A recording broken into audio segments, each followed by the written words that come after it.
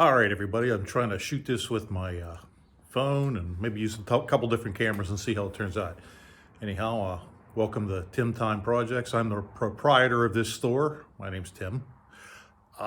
Just wanted to show you what I finally decided on, and we're gonna zoom down. Oh, I can't do that without getting my hand in the way, but so there it is. Let's see, the Yanmar tractor behind me. And all right, so there it is there. It's living in the garage right now, and yes, it is dirty. It just got delivered last week, and of course, I had to try it out. And since it's gotten delivered, we've had pretty much rain and miserable weather, or I've been out of town working, and but we still tried it out, and it is, as you can see, it's the Yanmar SA424, and it's the same as the 324, but the 324 has the smaller tires on it. This just has the bigger rear. I believe just the rear tires are bigger. Got the 60-inch cutting deck. I wanted a mid-mount mower just because I only really have one mower for everything else. And it's got the loader installed. I think, is that a 54-inch bucket? I don't know. We'll have to get a tape measure and find out. All right, looks like probably a 52-inch bucket. That would be inside. I've used it to move a lot of horse poop so far, and horse manure, as we say. And I've had no problems. It seems to pick up a good amount. Now, I'm no pro at using the tractor. I'm pretty new at it. It's been a long time since I've ran any heavy equipment whatsoever. So I kind of know a little bit, but not that much. Let's see, what do we got? It's a hydrostatic. It's got hydrostatic transmission. It has high, neutral, and low. Can't really get in there too much. This is to turn on your rear and mid PTO. It says rear or both. And then this actually runs it up. That would be for the reverse, so that when you back up, it doesn't turn your PTO off. Just a safety feature. Got some lights, came with the slow moving equipment sign, and here's the rear PTO and the 3-point hitch. All this was how it came. I didn't really order anything else special other than the mower deck. And that's I got it off the lot like that. Let's see, then you come here. This is how you set your mower height, or your rear 3-point height. Of course, bucket control, that locks the bucket. Here's the park brake control. You push down the park brake, pull this up, and then if you don't want it to pop off, you can slide this little spring under and it'll stay on. What else do we got? This little knob here is to control the flow for the rear. I guess if you have a rear attachment, a rear hydraulic flow. I'm really not sure. I don't have any rear attachments right now, so I can't really even talk about that. All I can tell you is that's for the rear flow. Beside that is the control. You can either have it in 4-wheel drive or 2-wheel drive. Mainly I've been leaving it in 2-wheel drive unless I get stuck back in the mud. What else do we got? The pedals, your forward and your reverse pedal. Key switch. This is your throttle speed, low, what do we got there? Turtle and Jackrabbit. Pretty much not a lot on the speedometer there. It just kind of a no frills kind of setup. It does it. I know I'll turn it on later. It has the gas gauge, the fuel gauge, and the run hours, and it's got some lights, some indicator lights on the other side. Top fuel tank fill is right there. I don't know how that's gonna turn out. I know it's a little bit high. It's gonna be a little tough to fill, but there's the mower deck below. And you can kind of get a look under there at all that. There's the PTO, or I guess that'd be the front axle shaft right there. I don't know where the PTO shaft is. It's under there somewhere. When we pull the deck off, we'll find out. The hydraulic lines for the front loader. I guess I'll tie these up to kind of keep it a little bit nicer. Oh, I see they should be pushed together probably. I'll have to take care of that. Can't do it while I'm holding the camera. Let's see. Oh, under the hood. What do we do to release the hood here? I'll have to put the phone down. I can't get to that with the phone in my hand, but we'll open that up. Like I said, it's a little bit dirty because it's gotten used. I think I have like a whopping 2 hours on it right now. This here is a rear differential lock, so it's like limited slip or pausey. There's your indicator lights are right up in here. I'm trying to get around without turning it on. This controls your lighting. You have like kind of sort of turn signals, 4-ways, headlights, park lights. Let's see, what else do I know about this? 10-year warranty. The fuel the fuel usage seems to be pretty good so far. I've got about an hour and so on it, and it's still showing a fuel tank. It was delivered from Erie by Garlax, and they filled up the tank before they brought it down, which was very nice of them. Let's see. I know that I don't remember the specs of the lift, but I know that I will probably not be lifting anything. I think it was near 1,000 pounds that can lift, and I doubt I'll be lifting anything like that. Now, one thing I do want to add, just some things to think about if you're going to buy a tractor. First off, this is, I believe this is fiberglass, or not fiberglass, but plastic. We'll have to double check. It sure sounds like it. The sides are. But one thing good point or bad point is it doesn't have the Bobcat or the quick connect with the levers that you pull up so that you can change over your equipment quick. It does have a quick disconnect that's like a European, specific to I guess the European tractors, and Yanmar is one of them that uses it, where you pull these pins off and then you can tilt the bucket out of there. The only problem with that is most of the appliances you're going to find or attachments you're going to find are going to have that quick connect that Bobcat uses, or skid steer. A lot of the skid steers use that same thing. Now, I have seen people actually buy a skid steer plate and then buy a set of these and weld it to the plate, and then you can use this just like you would any other skid steer where you pull right into them. Just something, again, not a deal breaker, just something to think about. What else? I don't know. So far, like I said, it's done everything I needed to do. You know, of course, in an hour, I don't know that I've really got too much use out of it. A couple of things that I do want to get for the front bucket is edge tamers, and that kind of holds the bucket up a little bit, so when you're cleaning snow off your driveway, you don't gouge into it. And they just kind of slip on right on the corners, on each corner. The other thing I thought about is a kind of a tooth blade attachment. So in case I want to dig a little bit straight on, it'll dig into the dirt. Usually those are bolt on.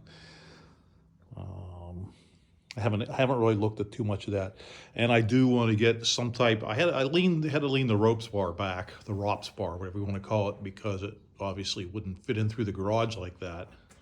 And I thought that I would like to get an auxiliary headlight and put it up there.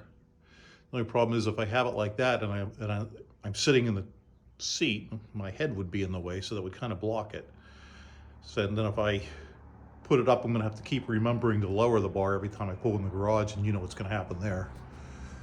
One time I won't remember, and then I'll buy a garage. But the other thing I thought is I could probably get two of the smaller lights and mount them right in here. Use the the bolt there is the through hole for the bolt. Mount the bracket right in there and have the lights pointing this way, one on each side. That way my big head wouldn't block it out. And I know that down here on the harness, and I haven't looked at it yet, but I did see there's a harness here with a connector in it. I have no idea what that's for, but it may be, just maybe, I don't know what, I can't even see it in there, but maybe that is auxiliary, so I could put auxiliary lighting on it. That would be really nice. and I really wouldn't have to run more wiring anywhere. All right, so to open the hood, this little latch here, you slide it like that, and then you got to pull the hood up like that from the front. There's the battery, washer solvent, the coolant for the radiator. Well, this is a screen. It pops out. You can clean that. It kind of keeps the little junk from getting into your radiator. How do I want to say that? Radiator. No, radiator, because it radiates. See, there's that Pittsburgh talk. I don't know what I'm saying half the time. Little generator. It's got an engine belt here, of course, a starter. And it's a little bit tough to get at stuff. I'm looking at, I wonder how possible or impossible when I go to service this, would it be to pop off the hood completely? And I don't think it would be that hard. They put little clips right here so you can take the shock off, or the spring that keeps the hood open. And then here is the actual hinge itself. I see a bolt and it looks like it's slotted back there, so maybe I could loosen that bolt up and slide the whole thing off. Just make life a lot easier. When I go to do the service on it, I'll definitely take the loader section off, and I'm sure a lot of people have made videos of how to do that. I have not done that yet, so I'm not going to make a video yet, and obviously don't know what I'm doing. Let's see. Under here, you got the 3-cylinder fuel pump here. Don't have any spark plug wires. Uh-oh, better get new spark plug wires. No, it's a diesel, obviously, so no spark plugs. Bunch of filters everywhere. I really have to make sure that I get the filters that I need. And I have an old grease gun, but I'll probably want to update it because it looks like this will be hungry for some grease every now and then. So to do some maintenance on it. So let's see. Give you a look at what things look like under there. It's a Yanmar engine, same manufacturer that the John Deere's make. So this tractor is a Yanmar tractor, and I'm told that they made tractors for John Deere a while back, and they also made tractors, maybe Cub Cadet, a while back. So they go from their own line, they close down their own line, I guess, and they make them for other people, and then decide to go back to their own line. I'm not really sure how all that works, but I don't know if that's a good thing or a bad thing, but it definitely shows that they have some experience. And again, not sure if that's a good thing or a bad thing. So I think that's it for now. We'll have to start this baby up, and you can listen to it purr. All right, let me pull the top down here. There, that closes. And then slide this guy back across.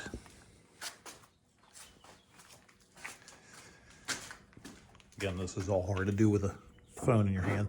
That's the release, and then that's the lock. So make sure it's locked on. There you go. Clean the poop off it. So one thing I do have to add, I thought it was very necessary. Maybe we'll do a box opening or something. I did buy a pressure washer. As you can tell, my garage is still a total mess here after the move. But I did get a pressure washer. I think it's kind of going to be necessary to get a lot of stuff off of this just to keep it in nice shape and keep the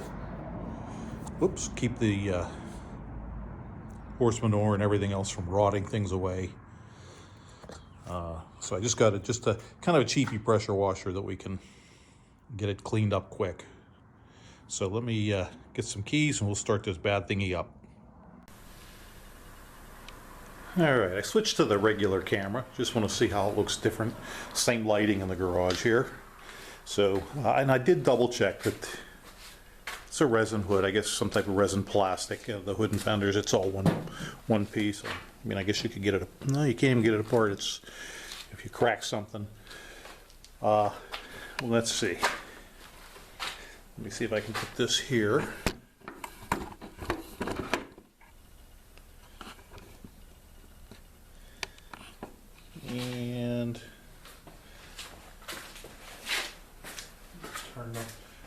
key, and you can see the you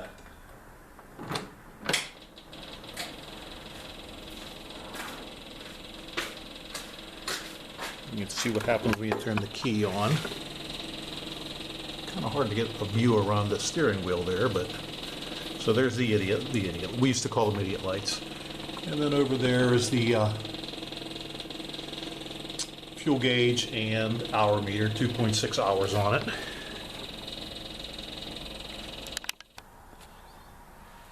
All right, so I'm going to pop open the garage door and we'll fire that thing up. I didn't want to leave the camera where it was because this camera's been through enough. I was afraid it would fall. So I don't know if you're going to have a look at my mug or not, but not that you need it. Let me see what we're looking at. I think you can see enough of the tractor that you'll be able to hear it. Again, a diesel, not real loud, a little bit smoky when you first start it. We'll turn on the brake, and we'll set this. Here's how you set the brake. Push that in, pull that up. Then we'll put this guy here in neutral. That's the hydrostatic transmission's in neutral. Put the little bunny shifter a little bit off turtle, not quite halfway, but somewhere in that area. Now we'll turn the glow plugs on for, I think the manual says the temperature right now is about 40, so probably like 3 to 4 seconds. So that you just turn the key backwards and hold it for about 4 seconds, and then you move to the start position. 1, 2, 3, 4.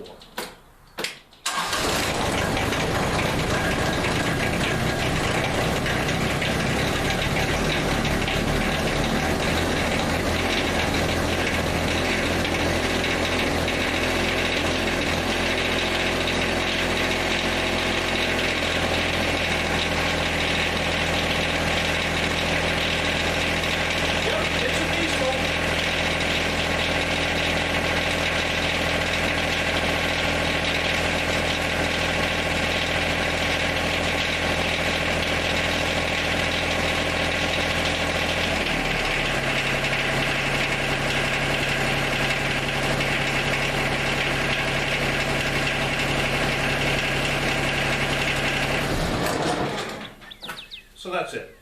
I checked the oil beforehand. It's only got 2 hours on it. I'm sure the oil didn't run out in an hour. But they say recommend checking it every time, which you're supposed to do that with your car too, but who really does all that? So.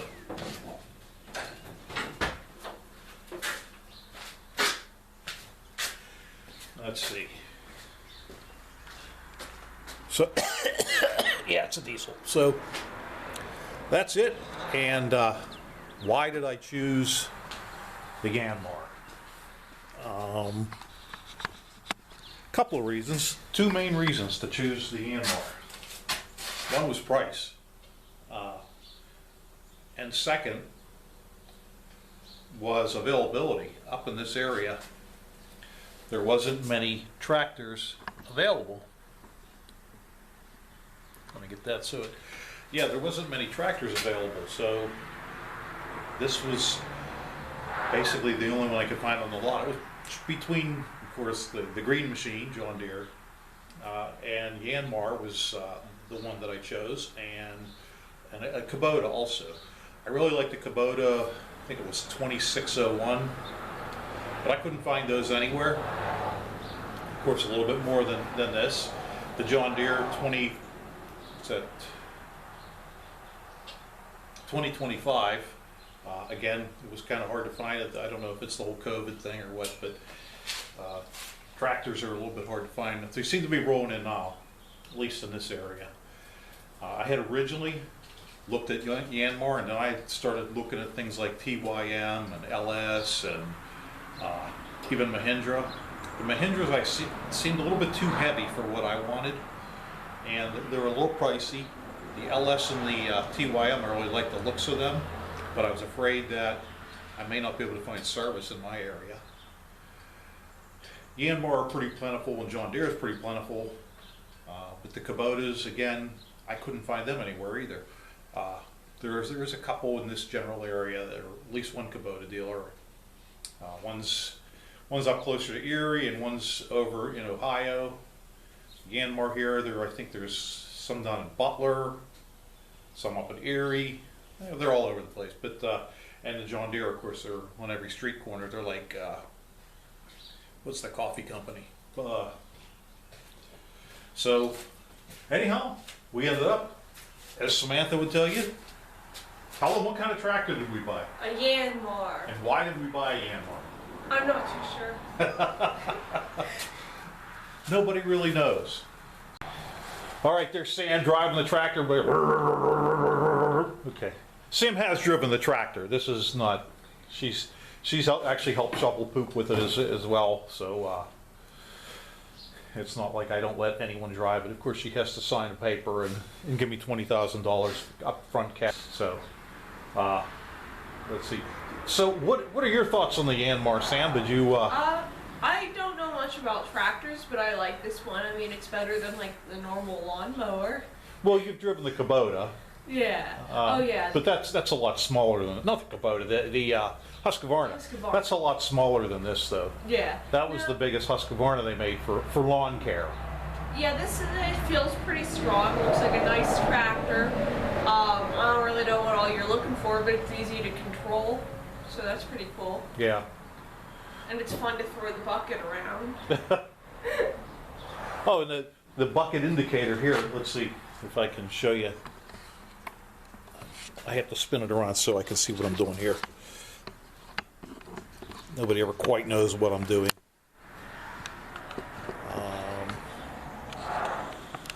Speaking of bucket, this here is the bucket indicator.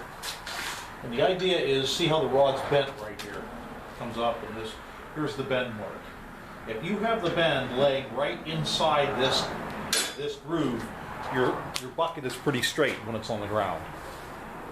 And it's really helpful, especially if you're not used to using these, because not knowing where your bucket's at is the main problem with getting the bucket full. If it's pointed down too far, up too far when you move into stuff. So that's really good to put that on, start with that, and then start to pull as you move into the dirt, you start to pull it up toward you. So let's see. I think that's all we have. You have anything else? Not that I can think of. Did you show it in action? I didn't show it in action yet. It's too hard. I'd need a second person. I can always help you with Yeah. All right, well, that's my wrap up on the Yanmar. As I try and do things with it and learn more about it, I'll sure I'll make some more videos. And certainly when we do the service to it, we'll have a video. So thanks for watching. Hope it was helpful. Hope you enjoyed it, and good luck.